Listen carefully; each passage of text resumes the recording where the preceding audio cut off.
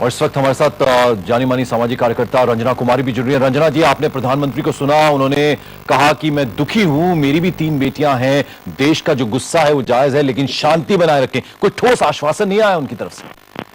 नहीं, देखिए, ये अक्सर हम लोग यही बयान हम लोगों ने सुना कि वाइस प्रेसिडेंट की बेटियां हैं, प्रेसिडेंट की बेटियां हैं, हर घर में बेटियां हैं। बेटियां किसके पास नहीं हैं, लेकिन बेटियां कौन सी सुरक्षित वाली बेटियां हैं और कौन सी असुरक्षित वाली बेटियां हैं जो कि बस में, ट्रेन में, सबवे में घूम रही हैं और जिनके साथ इस तरह की घटनाएं हो रही है, जिनका गुस्सा आपने इंडिया गेट पर देखा। तो ये 7 दिन बाद, रंजना जी, 7 दिन बाद रिएक्शन आ रहा है। देने की इच्छा जाहिर नहीं करता है कि आपके पास बेटियां हैं तो आप देश की बेटियों को सुरक्षा देने के लिए प्रतिबद्ध हैं।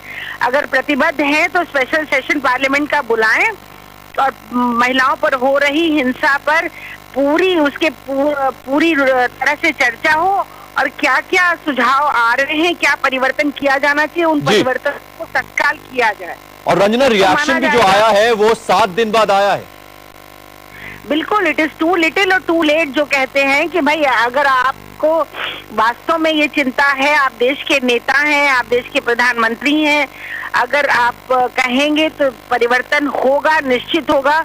तो उस तरह की भावना आनी चाहिए। हम लोग भी पूरे दिन कल इस बात के लिए दबाव डालते रहे कि किसी भी तरह से प्रधानमंत्री जी कुछ कहें, ताकि बच्चे जो यंग लड़के लड़कियां हैं उनको थोड़ा सा आश्वासन मिले।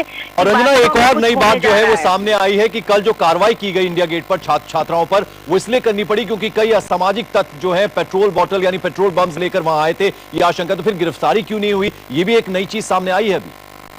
नहीं, बिल्कुल। और अगर पेट्रोल बम लेकर के वहां पर लोग घुस गए थे तो ये उन प्रदर्शनकारी छात्र छात्राओं के लिए भी बहुत बड़ी चिंता का विषय होना चाहिए था कि उन पर भी तो, उनका भी तो नुकसान हो सकता था और पूरी व्यवस्था का नुकसान होता।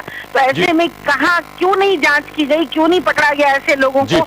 एक भी गिरफ्तारी ऐसी नहीं हुई जिसमें किसी के पास पेट्रोल बम मिला हो। चलिए, बहुत बहुत शुक्रिया रंजना हमसे बात करने के लिए, IBN 7 से बात करने के लिए। डॉक्टर संदीप वोरा, जो जबरदस्त डिस्कनेक्ट है, यानी जो देश की जनता है